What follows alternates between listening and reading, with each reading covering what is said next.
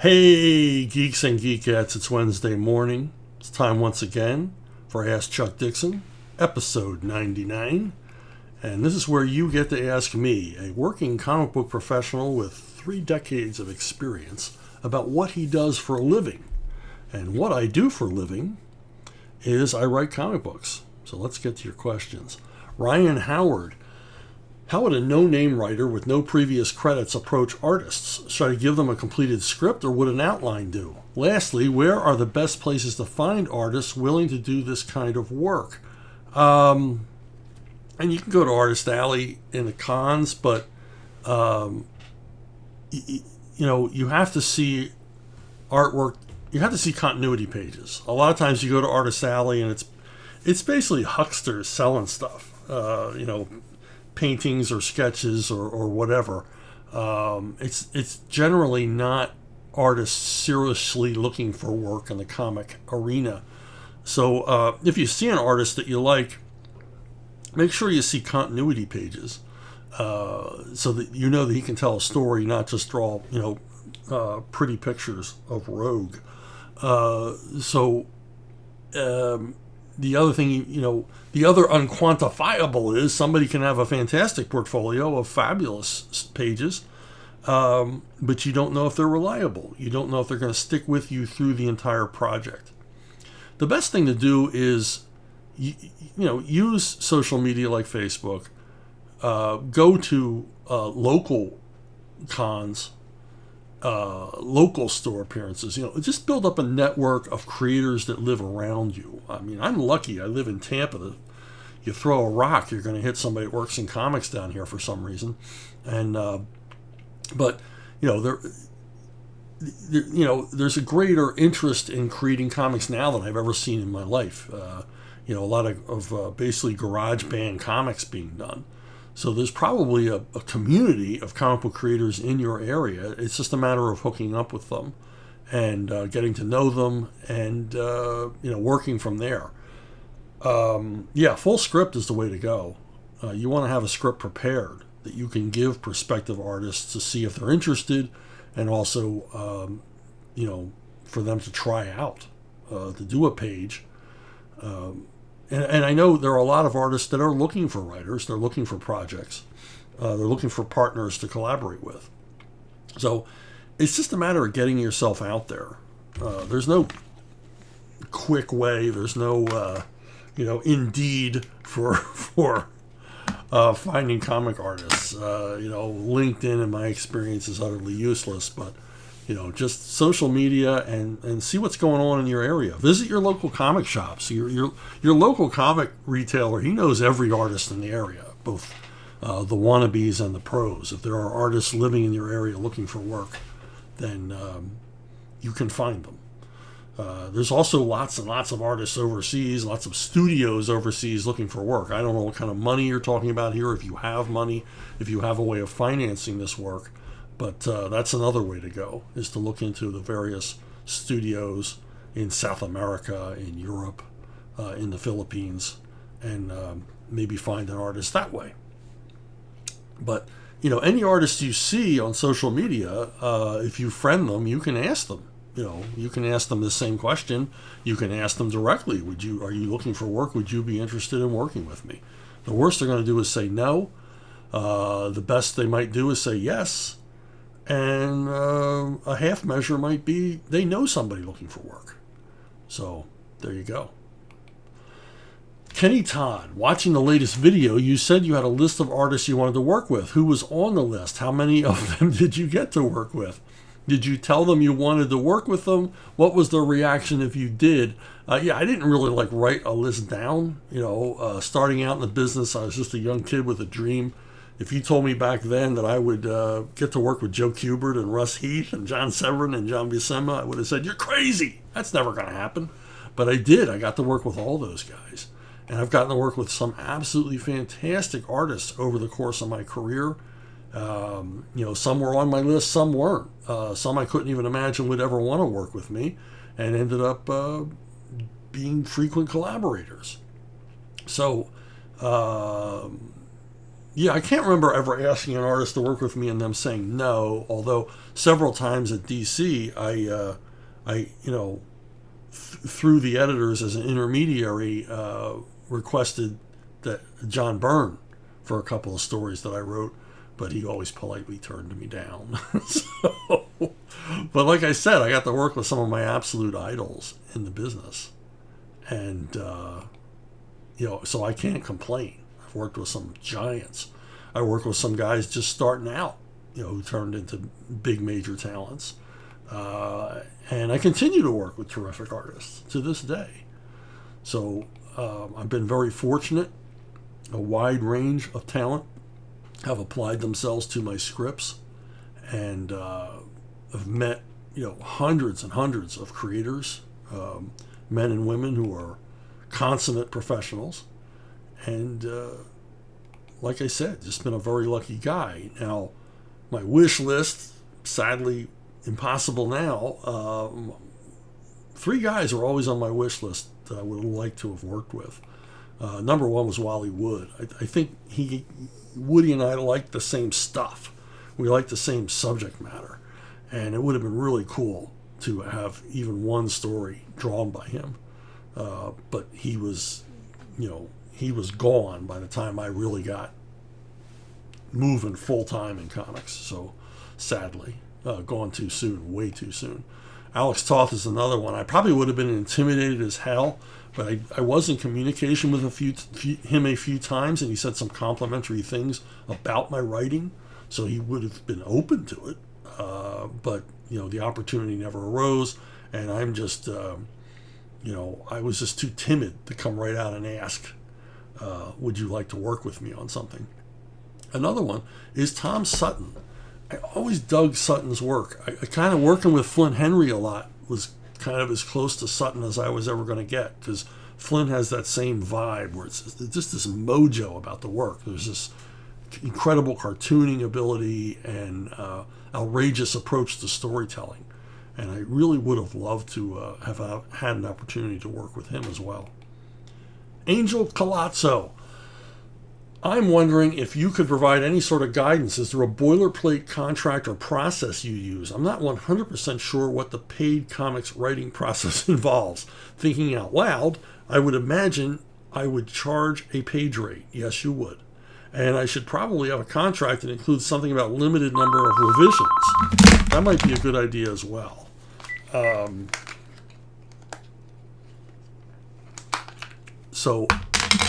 A little interruption there. I do these things live, without preparation, obviously. Maybe I should have a process which starts off with getting approval on an outline first and hitting certain milestones. Frankly, I don't know. This is all new to me.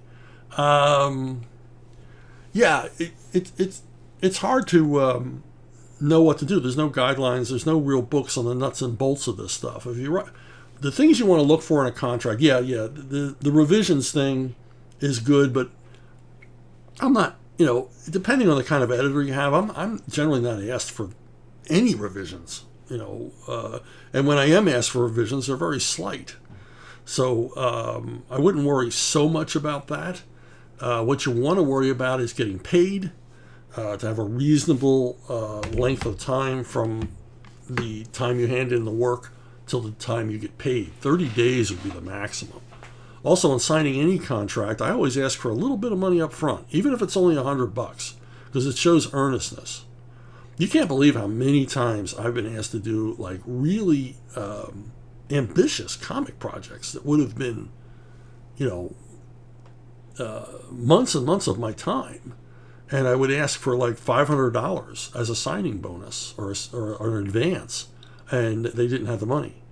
So you realize at that moment, if they don't have the money to pay you a small advance, they don't have the money to pay you, period. So they're trying to get some free work off of me. So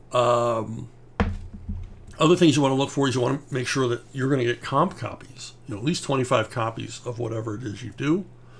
I've had people say, well, it's only going to be on the web. Well, I want comp copies anyway. And eventually it goes to print, and they send me the comp copies.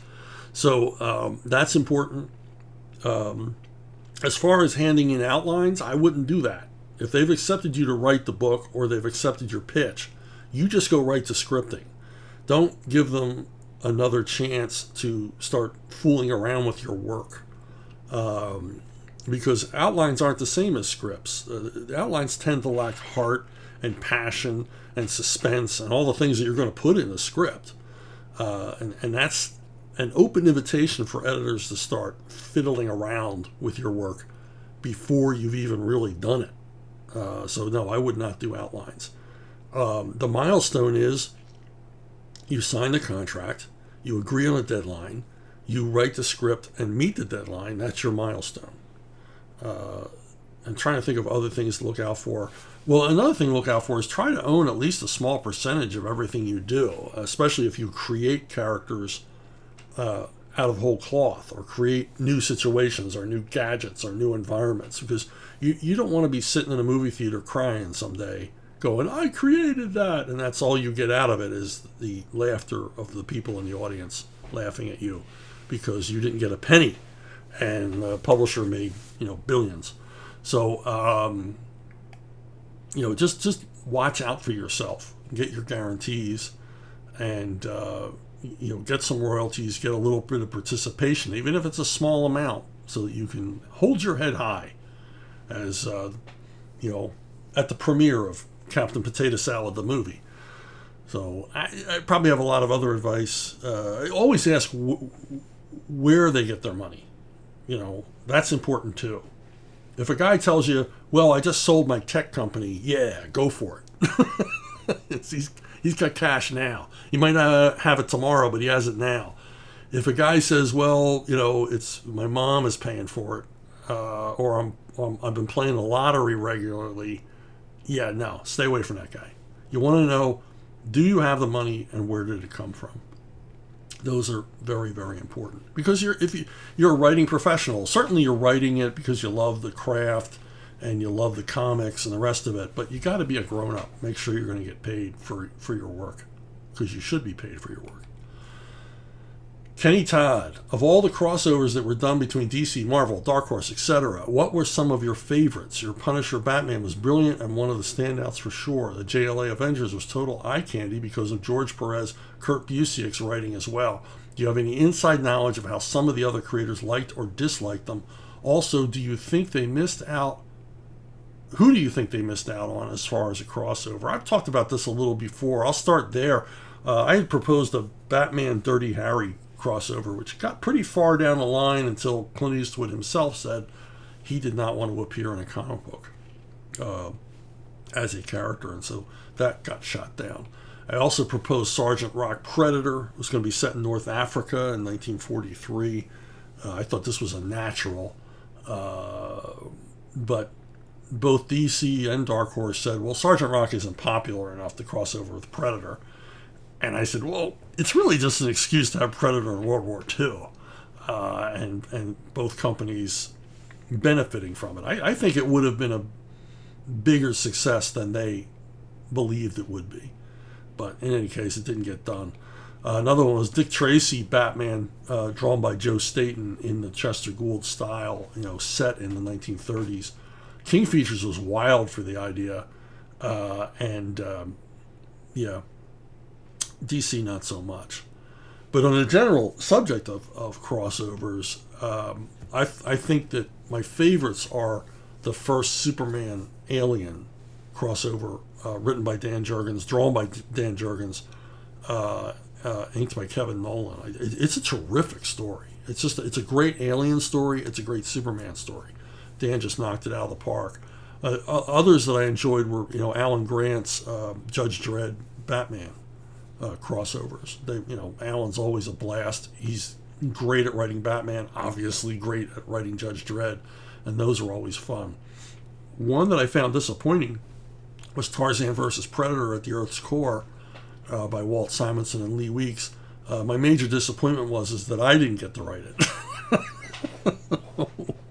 I love Tarzan. I love Predator, and Pellucidar is my favorite Edgar Rice Burroughs environment. So I was kind of disappointed I didn't get to work on that one. And as far as, did people enjoy them? I'll tell a little tale out of school. I know Graham Nolan did not enjoy drawing the Predators when he did JLA Predator with John Ostrander. He said, he told me that he confessed that he did not have a good time on that project because he didn't like drawing them. Francis Rodriguez. If the situation were different between you and DC, and if the situation were different at DC, would you write Plastic Man? Jack Cole was from Pennsylvania. I think I knew that. Was he not from Scranton or Wilkes-Barre, I believe? Well, the dirty little secret is that the quality issues of Plastic Man are public domain. DC may own the character, but they don't own that era of the character. I don't know how these public domain things work when a company is trademarked, but it's possible to do an independent Plastic Man comic and have Woozy Winks and all the Jack Cole creations all in one place. Now, would I want to do it? It would be challenging. Mostly, it would be daunting and intimidating because I hold Cole's run on Plastic Man in such high regard because it is just an incredible run of comics. Cole had a way of never repeating himself, always coming up with fresh new gags for Plas and Woozy, and coming up with these brilliant new villains and situations and all the rest of it. And I wouldn't want to do a pale homage or a pastiche. I'd want to really work at it to do a story worthy of Jack Cole's run. And that would be a tall order because some very, very talented people have revisited Plastic Man, in recent decades. And to one degree or another, they were successful. But they altered the character quite a bit to today's sensibilities. And I wouldn't want to do that. I would want to do a sort of a retro Plastic Man. So, yeah, I don't know. I'm not sure I'm even up to it, quite frankly. Because, as I said, I hold Jack Cole in such high regard. I wouldn't want to, taint his brand.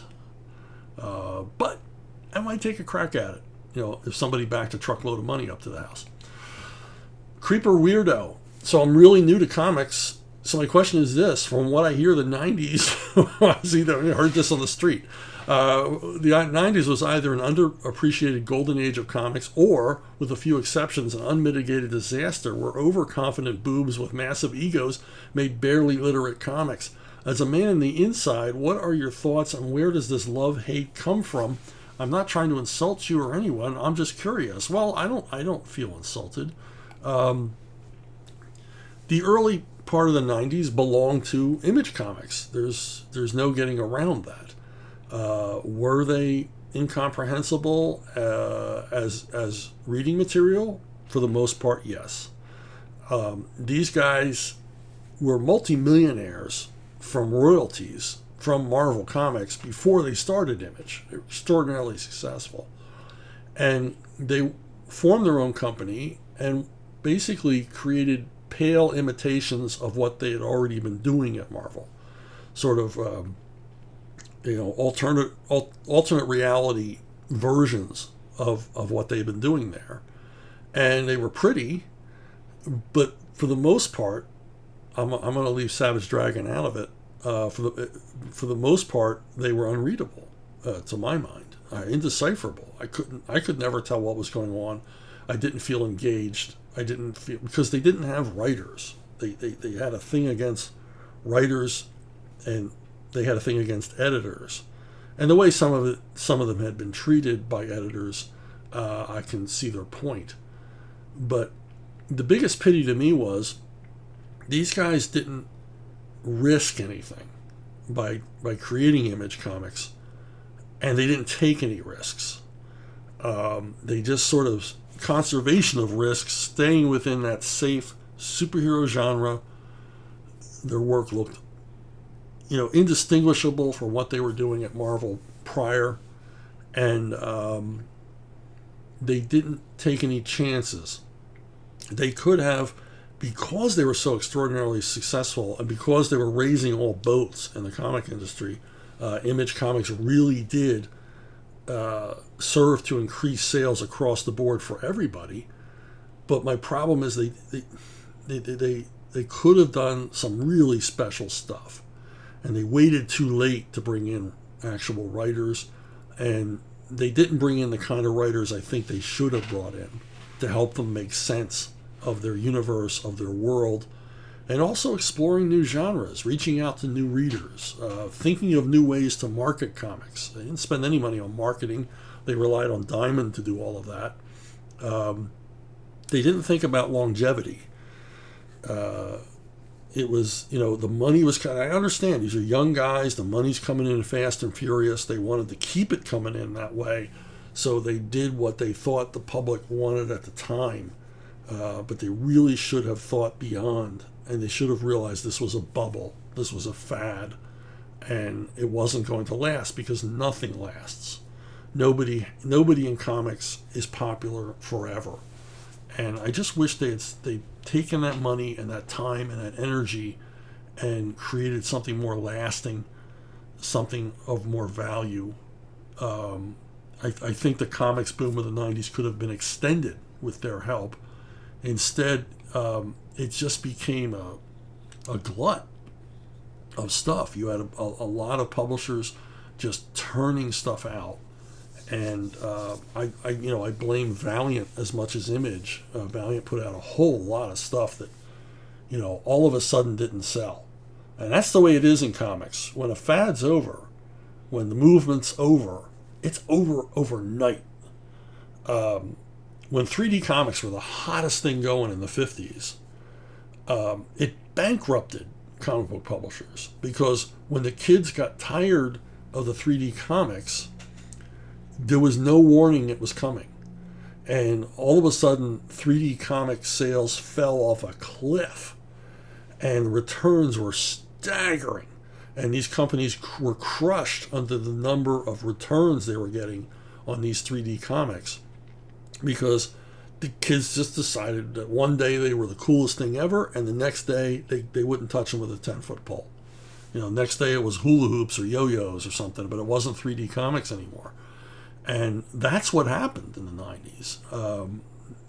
Comic companies, comic publishers went out of business, because it's like all of a sudden no one was coming into comic shops anymore. Not to the degree and the numbers they were before. Was it speculators? Maybe. I think a lot of it was that we were relying for sales on kids, and we failed to engage them for the most part. Image, Valiant, a number of other companies simply did not engage them. They didn't give them a reason to keep coming back to the store every month. The kids kind of outgrew them, but they outgrew them very quickly, because this is only a few years here we're talking where comic books were hot.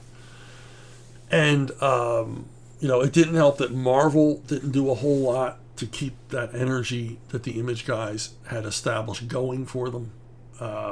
And there were very few earnest creations. Now, over at DC, we were a little bit more serious about this stuff, and we were continuing to create what we thought was quality work. Death of Superman, Nightfall, and a bunch of other things. So DC was kind of a home to creators who were still serious about creating quality comics. And, we did well. We did well during the boom. We sold a lot of comic books. But, once the fatted calf had been slain, it was over. Even for DC, even for the quality comics, it was over, because not only did the comic book publishers take a hit from the lack of sales, but retailers as well. And stores closed everywhere. I mean, I had a good friend, he owned 3 stores, and they were a going concern. They were all gold mines. And almost overnight, he was down to 2 stores, and then 1 store, and hanging on by his fingernails, because he had overextended himself. And a lot of retailers had done that, in the same way the publishers had done it. So it was a debacle.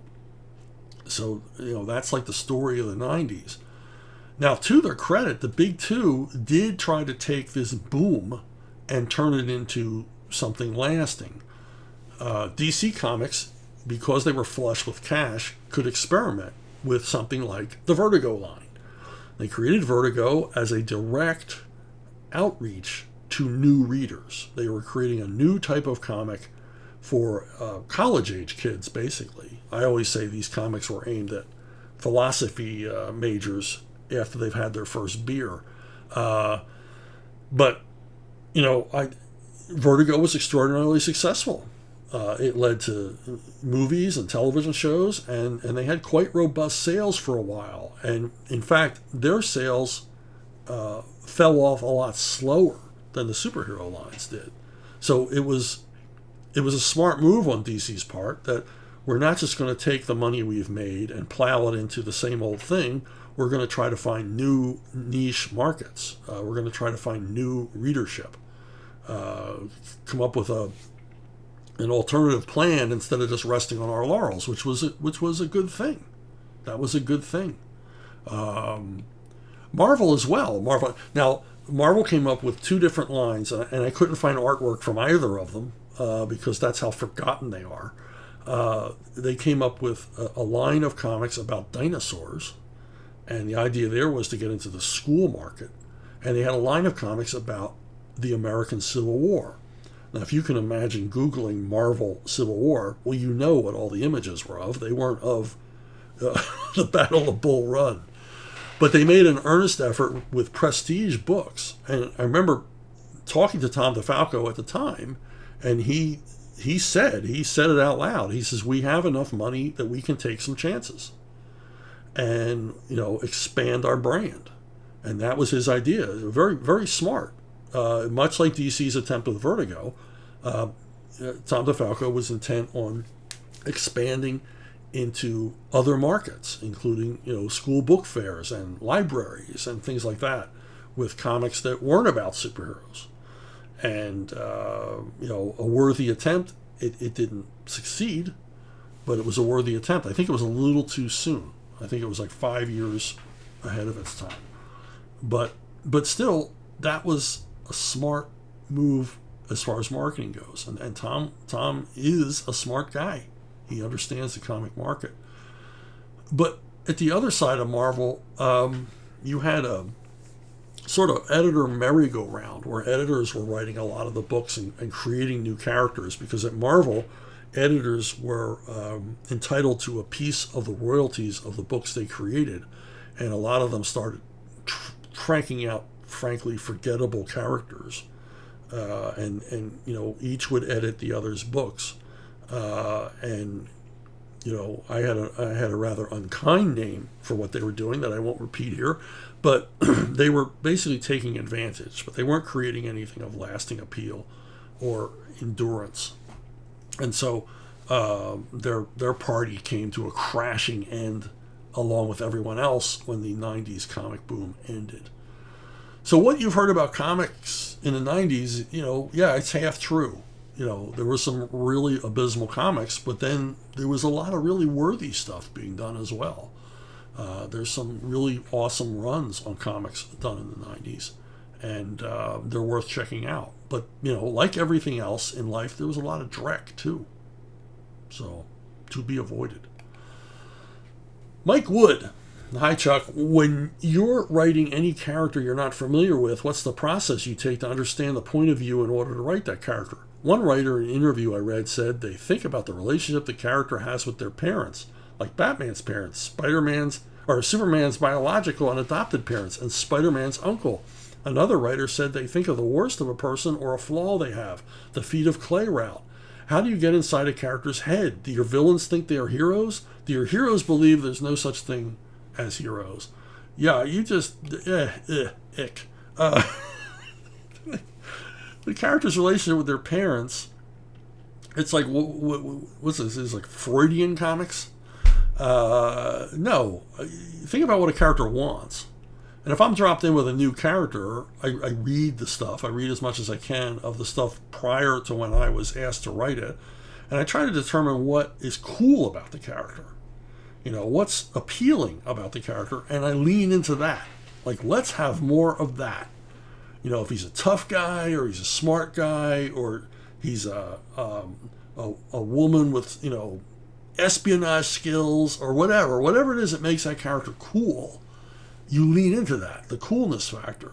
You don't look for flaws in the character. I don't want to read comic book stories about a character's, acne or, allergies or addiction to sugar. I want these characters are supposed to be ideals, but I don't want them looking backward. I want them looking forward. Who wants to read about a character crying about how his parents didn't take him to Disneyland? Too many writers think about those kind of things. And of course, every villain thinks that their goals are worthy or noble. But some villains are simply greedy, and they justify it. We all justify things in our life, like it's okay if I eat these 3 pieces of pizza because I'm going to go jogging later. And you don't go jogging later. So I think villains they're human. So yeah, you want to think about that stuff. You want to think about their motivations. But like I said, it's mostly about what characters want. And with superhero characters, it's about how cool they are. So when I have a character dropped on me, I do my research and I look at it and I think, well, what do readers like about this character? I'm going to give the readers more of what they like. And I think that's where we are with comic sales today, is they're not giving the readers what they like. They're not considering what the readers want. They're not considering why these characters are still around after, 30, 40, 50, 60, 70, 80 years. What made them last? What qualities did they have that appealed to readers? And then, hey, let's do that. When I got the opportunity to write Batman, it was like, well, everything's cool about Batman. So I'm just going to do all the cool stuff. Have him come out the winner at the end. Have him always have the answers. Have him be 2 steps ahead of the bad guy at every turn. And that's what readers like. That's the Batman they want to see. Not a Batman who peed his pants the first time he got in a fight. Okay. Walt Kevin. These days, I mostly read Western comics published from the late 40s into the early 60s. I have my favorites, but I wanted to ask which characters you thought were the standouts of the era. Like half of my collection is Westerns from the 40s, 50s, and early 60s. I like Westerns to begin with, and in the early 2000s, you could pick this stuff up cheap. Not anymore, but you could pick these comics up cheap, and I liked reading them. One that's very memorable and excellently done, Prize Comics Western featuring American Eagle. American Eagle was, I believe, written by Jerry DeFuccio, often collaborator with John Severin. And then the art was by John Severin and Willie Elder on inks. And of course, it's John Severin. They're wonderfully researched Western adventures featuring a Sioux war chief. And some of them are funny, some of them are suspenseful. He had a number of recurring characters. And they're all just uniformly excellent and of course, beautifully rendered. Another is Hopalong Cassidy. A number of publishers had Hopalong Cassidy, but in the late 50s, when Hopalong became a big star on TV because they were showing his old movies, they were showing William Boyd's old movies on TV, and all of a sudden he was popular again. DC picked it up and I think ran for 50 issues. And they're fun, they're well written. Hopalong's kind of a tough guy. And the biggest feature for me is the wonderful Gil Kane covers and interiors drawn by Gene Colan. And you won't spot Gene Colan unless you look really, really close, because he was working in the DC house style and kind of sublimating his more wild, impressionistic side of his art. And it shows you what Colan could do as a draftsman when he was tasked with that. I mean, I like all of Colan's art, but this run on Hopalong Cassidy is particularly interesting to me because he's somewhat constrained by the DC house style. And like I said, they're fun stories and just, beautifully drawn stuff. Dale Evans. Dale Evans had a run at DC Comics drawn by Alex Toth. Stories are all fun, and it's Toth, so they're gorgeously drawn. And then over at DC lost the franchise when Roy Rogers and Dale Evans went over to Dell Comics. And many of the Dale Evans stories in the Dell Comics are drawn by Russ Manning, and they're just simply beautiful. Just beautifully drawn. If you're familiar with Russ Manning from Tarzan or Magnus Robot Fighter, he drew a hell of a Western. And the stories are fun. Gaylord Dubois and Paul S. Newman wrote them. So, like all Dell Comics, they do not fail to entertain. Kind of a dark horse here is a series called Arrowhead, a character called Arrowhead. He appeared in a number of Atlas Western anthology titles, and then he had for 4 issues, had his own title. And they're drawn by Joe Sinnott, who is much more famous as an inker on Jack Kirby on Fantastic Four and others. But Sinnott continues to be, an excellent penciler as well as an inker. In this period at Atlas, he drew a lot of war stories, a lot of Westerns, and I would put him on par with Russ Heath and John Severin as a war and Western artist. A lot of attention to detail, a lot of research. His artwork is very vibrant and kinetic, and he's got the goods. And Arrowhead's a fun character, kind of a Western Conan. So, and then Sergeant Preston of the Yukon was a long-running series at Dell Comics, and it featured these, it featured artwork by Alberto Giolitti, and the stuff is fantastic.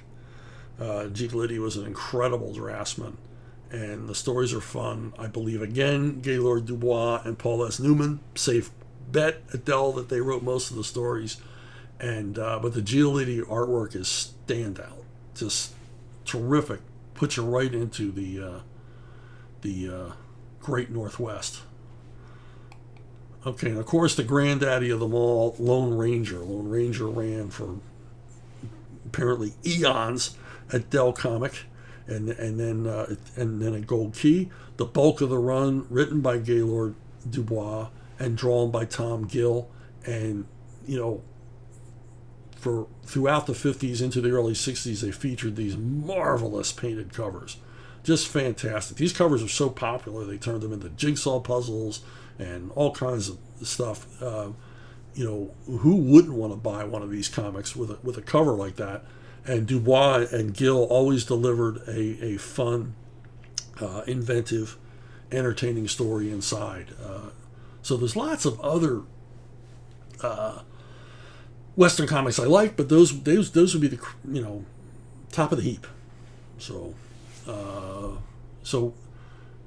that's pretty much it for next week. Now I usually don't do teasers, but my next episode is my 100th Ask Chuck Dixon. And I got a couple of special things for you. One is a question about Kevin Smith I've been saving for the 100th episode. So it's a question about Kevin Smith and a little story that goes with it. And I'm also going to tell you a story about me and Tom Lyle that I've never told before. That's a lot of fun. So when you come back next Wednesday for Ask Chuck Dixon, episode 100, it'll close out with a little bit of story time. So tell your friends, tell your family, tell any fans you meet. It's probably an episode you don't want to miss. Now, if you have questions for me, comments, you want to tell me what you had for lunch, I don't know, whatever you want to say, the best place to get a hold of me is at brunobookstore@gmail.com. It is the most direct way to reach me. It's the most direct route to get your questions, comments, whatever. It is brunobookstore@gmail.com. I check it a couple of times a day, and I always look forward to hearing from all of you. And that's the place to go. Now, I have a new comic book project. It's ready to order. You can order from your local comic book shop. It's from Antarctic Press. It's called Unprepped. It's written by me and Scott Beatty, my frequent collaborator, my partner in crime on things like Robin Year One and Batgirl Year One. And it's the story of a family who are not prepared for the coming apocalypse and have to sort of play catch up in the final days of the world as we know it. It's a comedy. It's a survivalist comedy, and it's available from Antarctic Press. Artwork is by Marlon Shoup, who did a fantastic job on the artwork. But it's me and Scott riffing off each other, having a lot of fun. I think you'll really fall in love with these characters, and hopefully anyway, because we want you to worry about them. It's called Suspense. So, order it now. It's a 5-issue miniseries from Antarctic Press, and you run right down to your local comic retailer and ask him to save you a copy. So, anyway, that's it for this week. Next week, 100th episode. Thank you for watching. Thank you for listening. Thank you for liking and subscribing and helping me spread the word. And I will see all of you down the road.